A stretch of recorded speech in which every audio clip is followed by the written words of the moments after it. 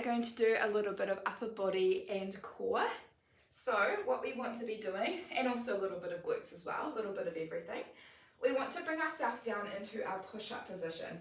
Now, you can definitely be on your knees, otherwise you can be on your toes. See how you feel if you can do push-ups on your toes. If you're going on your toes, you're going to bring yourself down nice and slowly, bring yourself all the way down to the mat, tap out to the side, then nice and slowly engage that core, pushing up back into your push-up.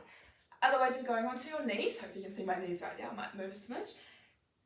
Hand pressing down, so pushing down, all the way down to the mat, dropping the bum for a second, then push back up, back onto your knees. So we're just doing this for 45 seconds. Take it as nice and slow as you would like to, trying to engage that core through the whole entire motion, especially in the pushing up part. So we're keeping our back nice and into a nice angle as we're pushing ourselves up. So as we push ourselves up, core nice and engaged, but we want to be on that angle. You may see with my first few reps, I wasn't using my core as well. So I was kind of drooping up, but you want to be in a nice angle, and you can do that by keeping your core engaged. So do that for 45 seconds. We're then going to go into some core work. Nice and simple one here, but it should feel nice and effective. First of all, lying on your back, I want you to engage your pelvic floor. So zipping up through your pelvic floor, closing both passages, bringing your hip bones in nice and tight, belly button down towards the spine, your rib cage also jammed down, and your pelvis slightly tilted upwards as well. You should feel nice in contact with your mat. If you're arching up and your lower back is feeling no contact, you tilt your pelvis up, core engaged, hip bones together, belly button down. Hands up in the air, bringing both your legs into tabletop. So you should feel nice and engaged with that mat still. You're going to slowly tabletop march your legs down.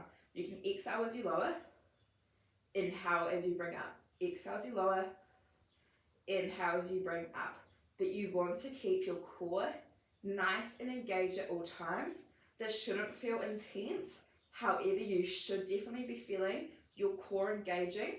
If you can't bring your legs all the way down, just going halfway down into the other side. Especially if your lower back is lifting off the mat, just going halfway down to your challenging angle and then bring back up. But you should be feeling your core there. Our last little one is you're going to grab your bands. If you've got a long band like me, just looping it around, placing above your legs. Now this one is a little bit different. You're going to do 4 seconds of 10-second holds. We're going into our glute bridges, so no 45 seconds. So 4 sets of 10-second holds. Remember, feet don't want to be too close up to your bum, but not too far away. So nice and comfortable. Bring your shoulder width apart, pushing out slightly on that bend to get a bit more tension. You're going to think about engaging that core to protect that lower back, scooping up at the pelvis, driving the hips, and I want you to squeeze your glutes together as hard as you can, and we're holding here for 10 seconds. So take it nice and slow.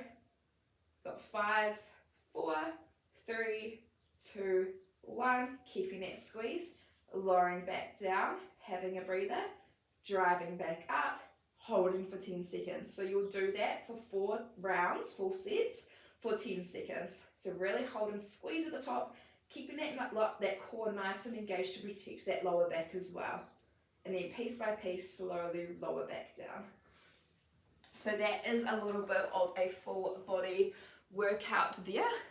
So you'll be doing 45 seconds for the first 2, and then the last one 4 rounds of 10-second holds at the top.